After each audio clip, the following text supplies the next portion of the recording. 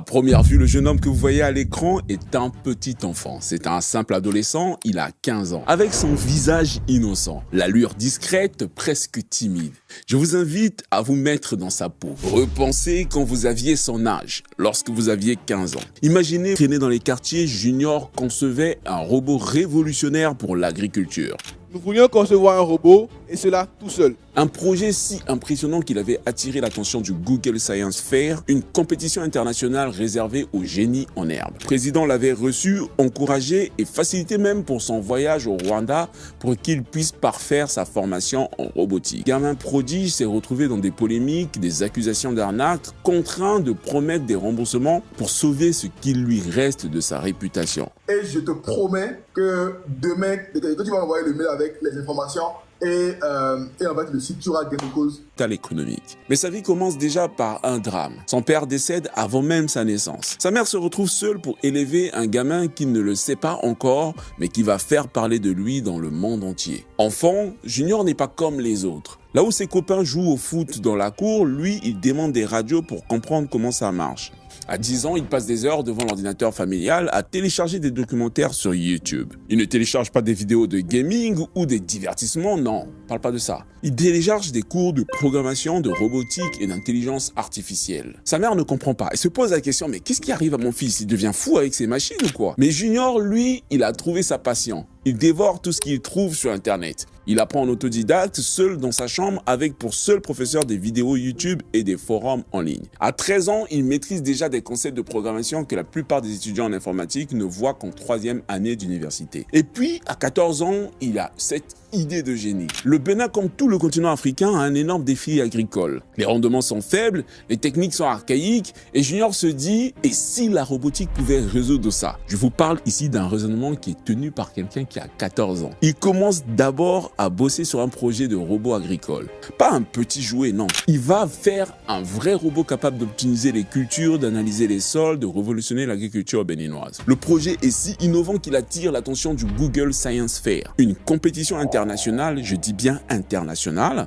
donc tous les pays du monde, où s'affrontent les plus gros cerveaux de la planète. Junior a 14 ans. Tout ce qu'il trouve sur Internet. Il apprend en autodidacte, seul dans sa chambre, avec pour seul professeur des vidéos YouTube et des forums en ligne. À 13 ans, il maîtrise déjà des concepts de programmation que la plupart des étudiants en informatique ne voient qu'en 3e année d'université. Et puis, à 14 ans, il a cette idée de génie. Le Bénin, comme tout le continent africain, a un énorme défi agricole. Les rendements sont faibles, les techniques sont archaïques, et Junior se dit, et si la robotique pouvait résoudre ça? Je vous parle ici d'un raisonnement qui est tenu par quelqu'un qui a 14 ans. Il commence d'abord à bosser sur un projet de robot agricole. Pas un petit jouet, non. Il va faire un vrai robot capable d'optimiser les cultures, d'analyser les sols, de révolutionner l'agriculture béninoise. Le projet est si innovant qu'il attire l'attention du Google Science Fair, une compétition internationale, je dis bien internationale, donc tous les pays du monde, où s'affrontent les plus gros cerveaux de la planète. Junior, à 14 ans, gamin de Cotonou, se retrouve sélectionné aux côtés d'adolescents de Stanford, du MIT, du Cambridge. J'ai alors l'idée de participer au Google Science Fair, un concours mondial de sciences pour les 13 à 18 ans, où les jeunes de par le monde venaient présenter leurs inventions et leurs découvertes dans divers domaines de la science et de la technologie. Vous imaginez un peu ce qui est en train de se passer. À 14 ans, pendant que vous stressiez pour votre brevet, lui, il était en train d'impressionner Google. L'histoire remonte jusqu'aux oreilles du président de la République. Et le président en personne veut rencontrer ce prodige. Junior se retrouve convoqué au palais présidentiel. Le chef de l'État, scotché par le potentiel de ce gamin, lui facilite un voyage au Rwanda pour faire sa formation en robotique. À 15 ans, Junior reçoit une autre consécration. Il va aller jusqu'à monter sur la scène d'un TEDx. Je ne sais pas si vous connaissez le TEDx, mais ce sont ces conférences où interviennent les plus grands innovateurs de la planète. Les personnes qui sont en vogue ou en vue. Et Junior, à seulement 15 ans, fait cela. Il va monter sur scène à cet âge-là. Sur scène, Junior partage sa vision. Il apporte un blé jusqu'à monter sur la scène d'un TEDx. Je ne sais pas si vous connaissez le TEDx, mais ce sont ces conférences où interviennent les plus grands innovateurs de la planète. Les personnes qui sont en vogue ou en vue. Et Junior, à seulement 15 ans, fait cela. Il va monter sur scène à cet âge-là. Sur scène, Junior partage sa vision. Il apporte un message fort qui va donner la chair de poule à toute la salle. Il dit que l'âge n'est qu'un chiffre.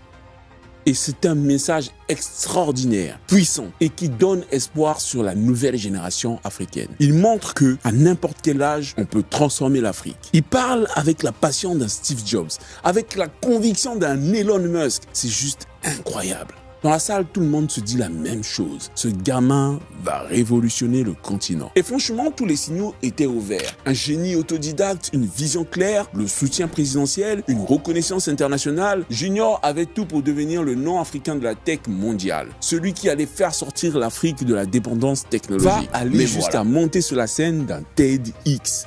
Je ne sais pas si vous connaissez le TEDx, mais ce sont ces conférences où interviennent les plus grands innovateurs de la planète et de sa vie. Reconnaissance présidentielle, TEDx, projet robotique, tout roule pour lui. Mais c'est là que l'histoire va prendre une autre tournure. Un jour, en naviguant sur Internet, Junior tombe sur quelque chose qui va changer sa vie. Le dropshipping. Ce business model où tu vends des produits sans stock, sans usine, juste en faisant de la publicité en ligne. Pour un adolescent de 16 ans, c'est fascinant. Pas besoin d'usine, pas besoin de capital énorme, juste un ordinateur et une connexion Internet. Il est près de, écoutez bien, 1 200 000 $ de ventes gratuites. Près de, écoutez bien, 1 200 000 $ de ventes grâce à ces boutiques de dropshipping. Des chiffres qui donnent le vertige, qui donneraient le tournis à n'importe quel homme d'affaires africain. Mais pendant qu'il accumule ses succès, quelque chose d'autre se passe. Vous vous souvenez de ces projets robotiques, cette passion qu'il avait menée jusqu'au palais présidentiel? Malheureusement, il commence à prendre la poussière. L'abandon n'est pas brutal, mais l'abandon se fait progressivement. Junior consacre de moins en moins de temps à ses robots et il consacre de plus en plus de temps à ses boutiques.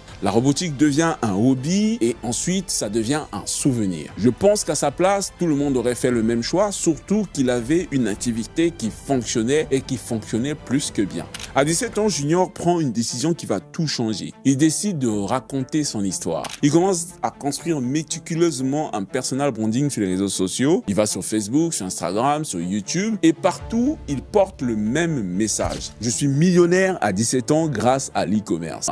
Mais petit à petit, des voix commencent à s'élever. Le point de bascule va survenir en début de février 2022 avec ce que la presse béninoise va baptiser l'affaire Junior Natabu.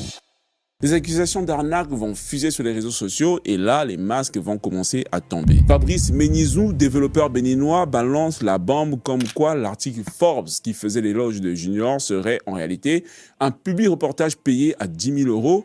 Donc, ce n'est pas un vrai classement. D'anciens clients vont témoigner avoir été floués en ayant payé des milliers d'euros pour des formations occidentales recyclées. Face à cette avalanche d'accusations, Junior choisit le silence. Au lieu de ça, il est devenu un vendeur de formation controversé. Et le mot controversé a son importance. Le problème n'est pas de vendre la formation car les gens auront toujours besoin de se former. Mais le problème ici, c'est que est-ce que la formation de Junior était pensée pour apporter des réels résultats? Auquel cas, fine. Ou c'était juste un moyen pour lui de faire un max de cash et une vision avec laquelle je ne suis pas d'accord. L'histoire de Junior nous enseigne une leçon fondamentale. Il n'y a pas de raccourci vers l'enrichissement. Retenez-le bien, je vous le dirai sans cesse dans mes vidéos. Car imaginez-vous que beaucoup utilisent la vente de formation comme un raccourci et ça crée énormément de désastres car ce sont des formations pas qualitatives du tout. Sachez une bonne fois pour toutes qu'il n'y a pas de formule magique pour réussir. Il n'y a que du travail, de la patience et la construction progressive d'une vraie compétence.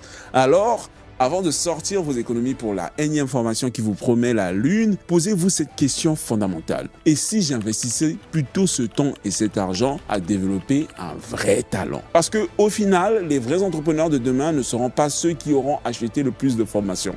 Non, ce seront ceux qui auront eu le courage de construire quelque chose d'authentique et pas à pas. L'histoire de Junior n'est pas finie. Il a 21 ans, je vous l'ai dit.